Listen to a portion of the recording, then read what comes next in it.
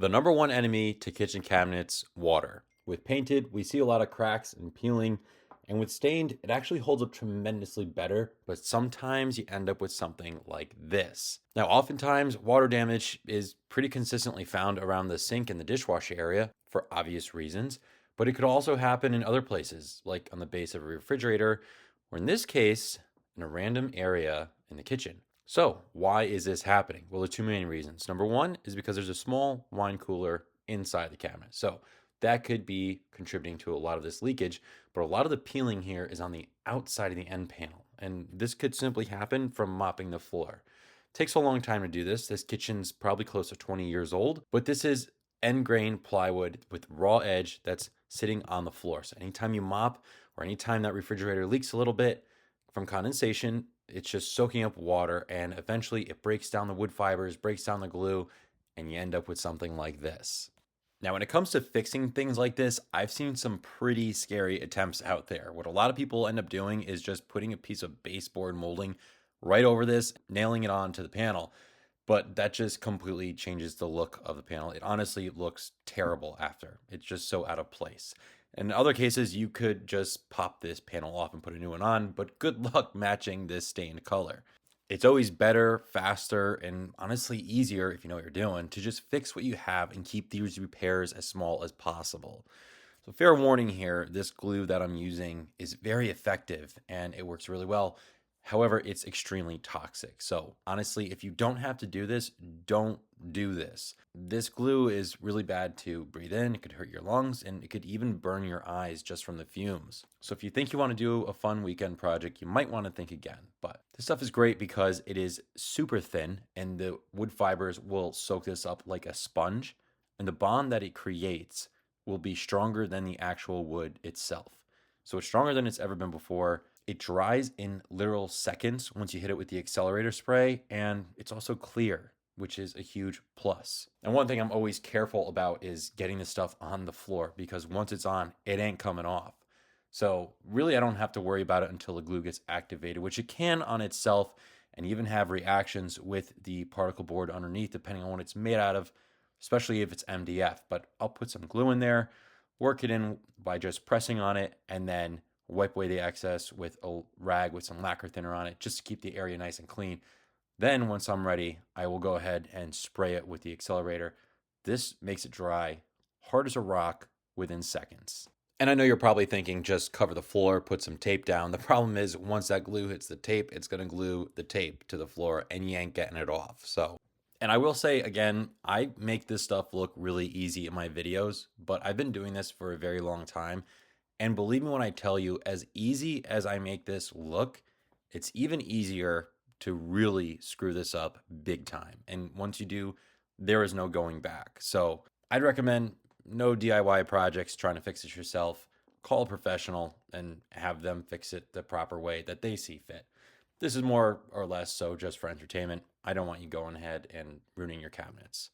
But now that it's glued down and sturdy, it's time to rebuild those missing pieces of wood. And epoxy putty is my best friend for this because it's fast, it's strong, it's self-adhering, and it's kind of fun to play with. The only downside is it never matches what you're working with. So I thought, why can't I just change the color of it? So I went ahead and took some toners out of this palette here, and that didn't quite do it. So I ran over to my work box and I put a little pigmented toners onto this, which is a lot more powerful and not a perfect color match, but I was racing against the clock because you only have a few minutes of working time with this stuff and it's game over. I didn't want to mix it up again because that's just kind of wasteful. Now, when it comes to making the color, there's only so far you could take this until it looks even worse when doing a repair, okay? And the reason is the stain that's on here is translucent, which means you could see through it and you're able to see the wood grain. Okay, the more color you add, the more pigment you add, the muddier it gets, the more solid of a color it gets, and then it just doesn't look like the wood anymore. And this line that I'm showing you now is a water line. This is a stain mark from the water soaking all the way up that high.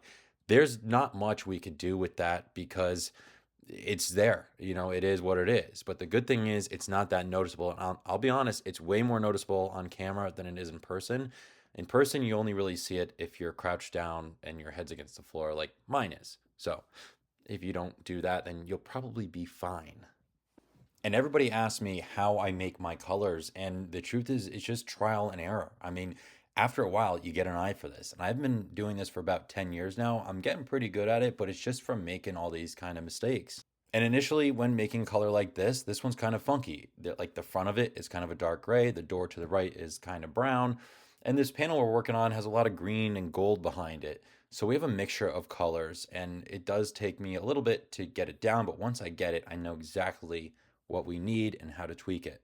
But now that I nailed down the front edge color, that part was a breeze. I got that all touched up, and now it was time to go on to the side panel where I had to make a whole new color because this panel, like I said before, had more browns, it was lighter and some gold behind it, some yellow.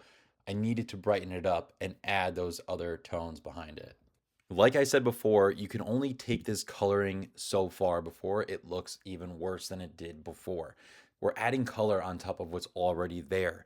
So we're adding pigmentation and getting a more solid color onto a translucent finish, something that you could see through and see the wood grain behind it. So the more color you add, the less wood grain you see, the more fake it looks, and honestly, the more distracting it is. Even if your color is like dead on, it's not the same. It won't reflect light the same way, and you'll know it's there. So the key is to add the color, mute out these ugly spots, try to blend it in the best you can with what's above it, and not go past it any further. Right now, this repair is down low against the floor behind a bench that's permanently there.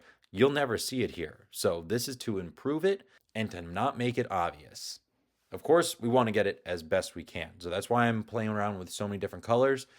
But it's better to err on the side of caution because a lot of guys go way too far with this and they muddy it up and it just looks awful. Our color is looking great, but now it's time to protect it all and seal it up. So I'm going to give it a couple coats of a pre-catalyzed lacquer flat sheen because that's what these cabinets are. And I'm going to coat the whole entire panel with this stuff. This actually even melts in with all the coloring that we just did. So it kind of bonds and creates one strong, durable finish. And it even helps the colors kind of blend in a little bit better. So doing a couple coats of this will go a long way to tie it all in. Now this part's really interesting. From here, the finish looks great. And as I move the camera to the side and get a different angle with different light reflecting, look how obvious this staining is right here. That's the watermark. Remember I told you about before? We're not getting it out, but go back around to the front angle and you really don't see it. And that's the photo cells of the wood. Wood cells are three-dimensional, and that's why you see things differently on different angles of lighting. So one color may look good on one angle, but not on another. Luckily, this worked out great for the location. And from standing up, normal height, it looks perfect. You'd never even know. With a flat, clear coat over the whole thing, melted it all in with a uniform sheen. And honestly, I don't see how you could have done this any better.